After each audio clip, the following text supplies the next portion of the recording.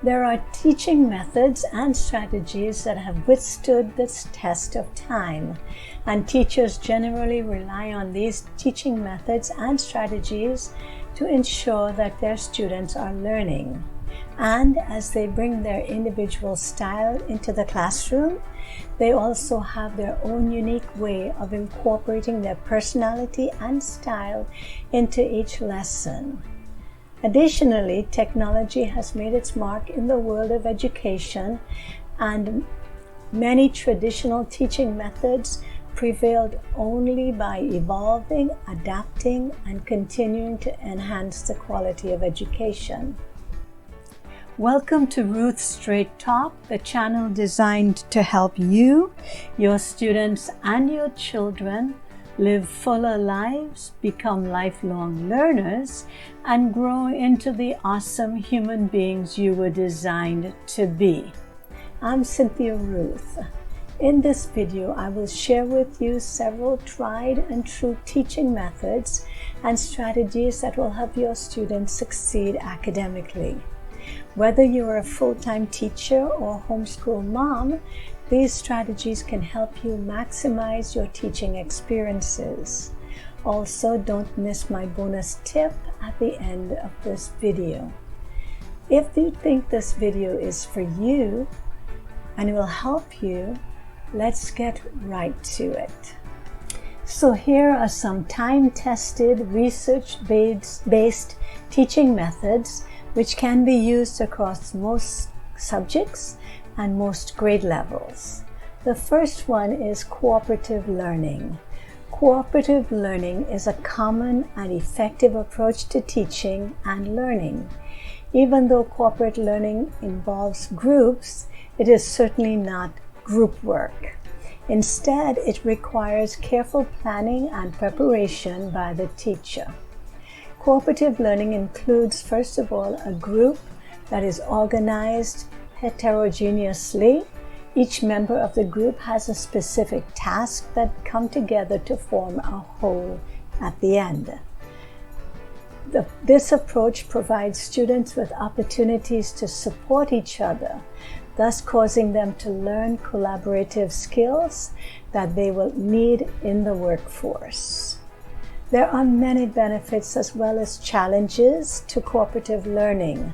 Some students prefer working alone, while others might see this as an opportunity to let the rest of the group do all the work. Also, advanced students become frustrated while working with students who need more support, and students who need more support may feel intimidated. This is exactly why the group needs to be heterogeneous. This way, the advanced student will develop patience while working in the group, and the struggling student will get a self-esteem boost when the finished product gets a good grade. The second type of instruction is direct instruction.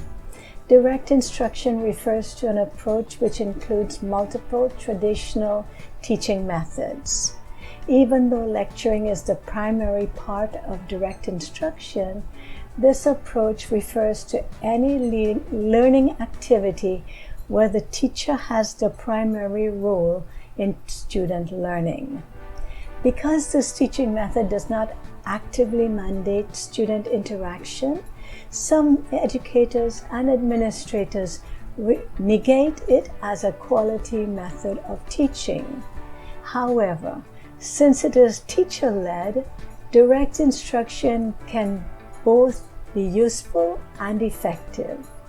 Direct instruction allows the teacher to explain the lesson in a timely manner instead of waiting for the student to uncover information themselves. It is true that direct instruction can be unengaging and may result in the students tuning out.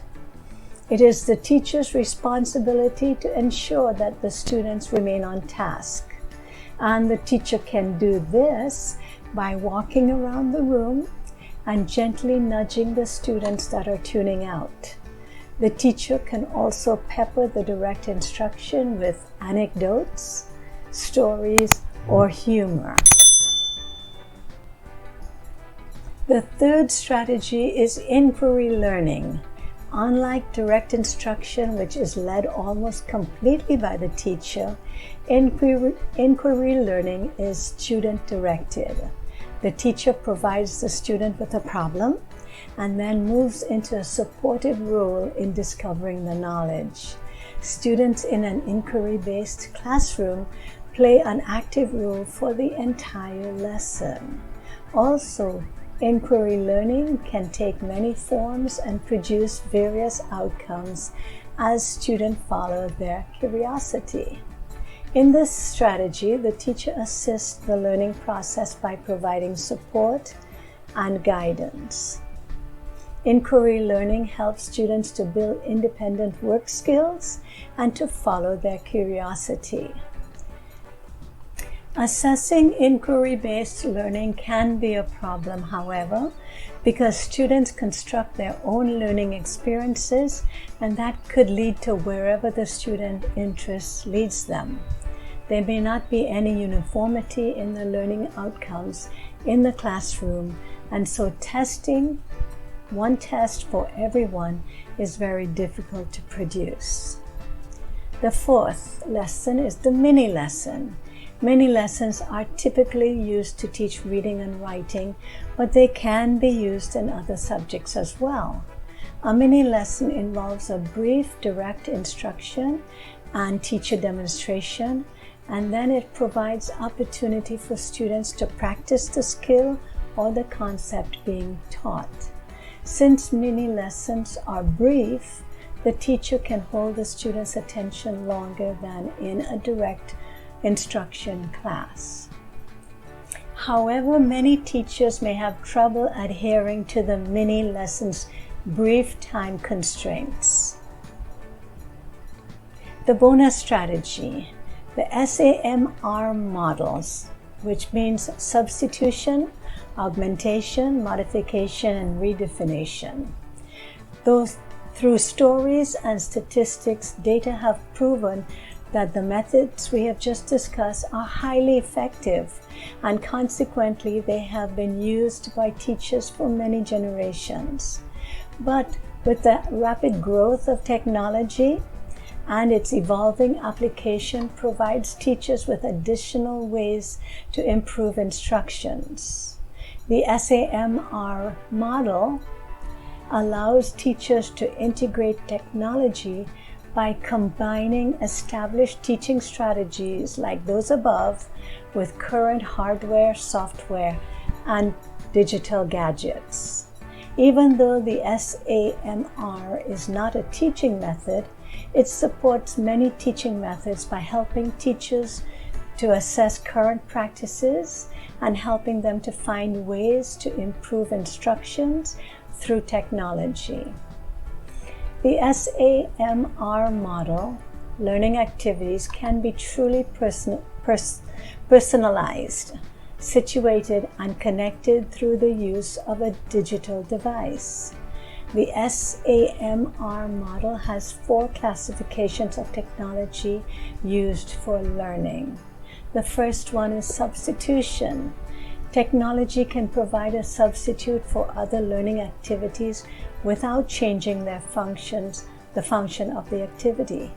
For example, online testing are still capable of revealing how well the student understood the lesson, but it is easier to grade and to analyze what the student knows and where they need additional assistance. The second one is augmentation.